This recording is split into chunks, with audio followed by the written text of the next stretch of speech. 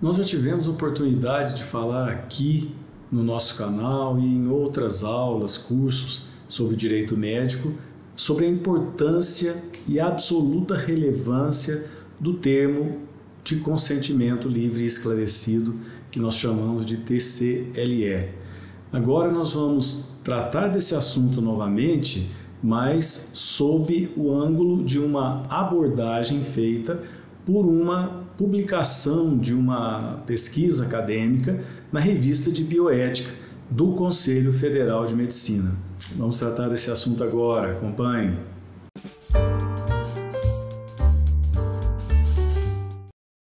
Nós já falamos inúmeras vezes e ressaltamos e reafirmamos a importância do termo de consentimento livre e esclarecido.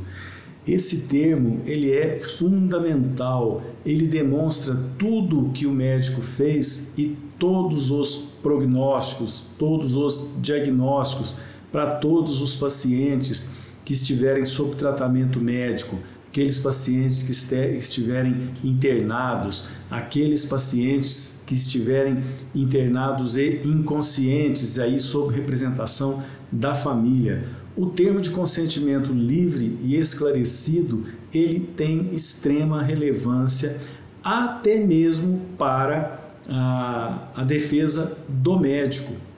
Então, eu sempre ressalto que o termo de consentimento livre e esclarecido, ele é de fundamental importância para o paciente, para a família do paciente, pois estes ficarão sabendo exatamente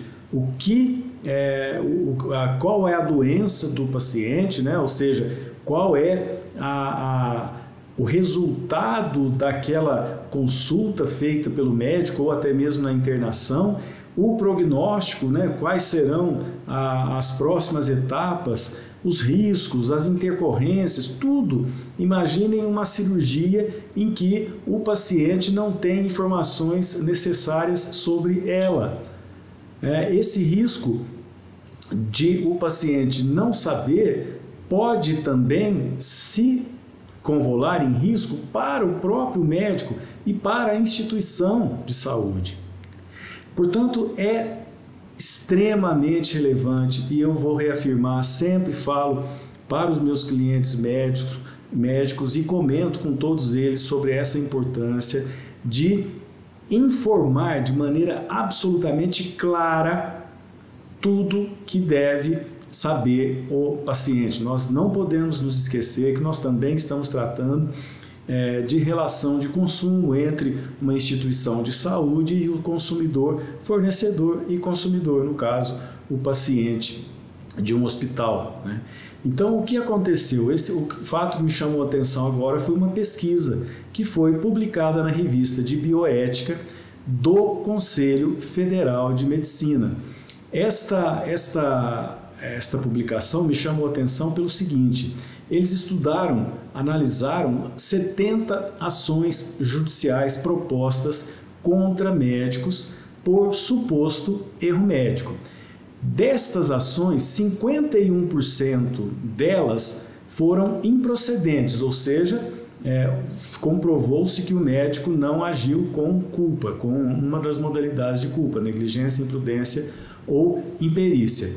E dessas 51% de ações improcedentes, 39% se fundamentaram na apresentação de um termo de consentimento livre e esclarecido muito bem redigido.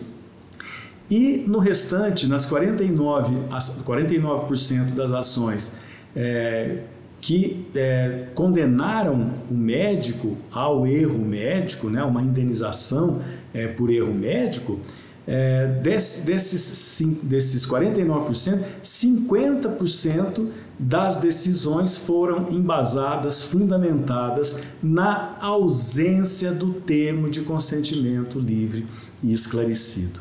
Essa pesquisa ela pode trazer informações relevantes para o médico e para o hospital, mas que sejam atendidas e respeitadas profundamente. O que nós temos que lembrar sempre é que não basta um termo genérico, não basta qualquer termo. No termo dizendo, o paciente foi submetido ao procedimento tal, em dia tal, etc. Evolução XYZ, pronto. Não, tem que constar a evolução no prontuário e tem que constar o documento do termo de consentimento livre e esclarecido. Aí muitos dizem, não, mas a própria resolução do conselho afirma que deve ser expressa a autorização, o consentimento, mas não é necessário que seja escrita. Escutem o que eu estou falando, não acreditem nisso, mesmo porque tudo isso que foi relatado ao paciente e a família entendeu ou não pelo médico, deve ser sim transcrito no prontuário, mas é absolutamente superior o número de possibilidades de dar errado se não for um termo escrito. O termo escrito, no termo escrito, o termo de consentimento livre e esclarecido, o médico informa detalhadamente, vejam, não existe um termo de consentimento livre e esclarecido enxuto, objetivo. Ele não pode ser prolixo, extremamente prolixo, numa linguagem em que o paciente e a família não entendam e colocando excessivos termos técnicos, aí não pode, mas ele não pode ser simplesmente objetivo e também não pode ser genérico, ele tem que detalhar, obviamente, quais são os sintomas relativos à doença que acomete o paciente, qual é o prognóstico que o paciente pode esperar, o que vem pela frente, ele recomenda que tipo de tratamento, ele recomenda cirurgia, ele recomenda exames, ele pede exames, os exames pedidos e os resultados dos exames também têm que ir para o prontuário junto com o termo de consentimento livre e esclarecido. Todos os cuidados que o médico deve ter. É importantíssimo, nós não podemos nos esquecer disso. Nós estamos falando aqui não para o médico, para o consumidor, nós estamos falando para todos. Para a família do paciente que está internado, a família tem que exigir um termo de consentimento livre e esclarecido e tem que assinar, dando o consentimento para aquele tratamento e também tendo a ciência de tudo que foi realizado e o que pode acontecer. Isso é importante para a família, mas é fundamental para o médico.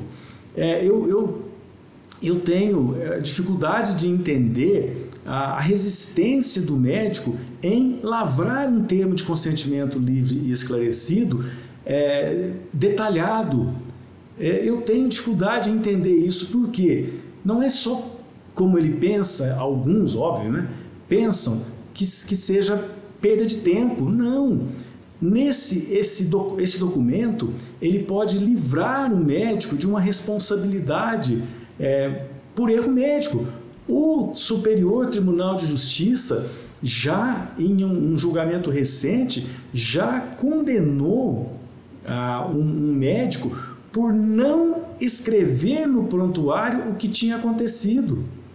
O fato de não ter no prontuário as informações necessárias, o fato de o médico não informar a família e o paciente, já são atos graves e que podem ser punidos com indenização.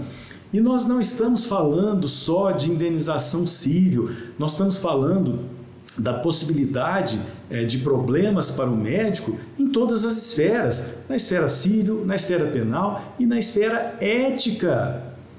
Nós estamos falando também da responsabilidade que tem o médico perante ao seu órgão de classe, ao Conselho Regional de Medicina, ao Conselho Federal de Medicina.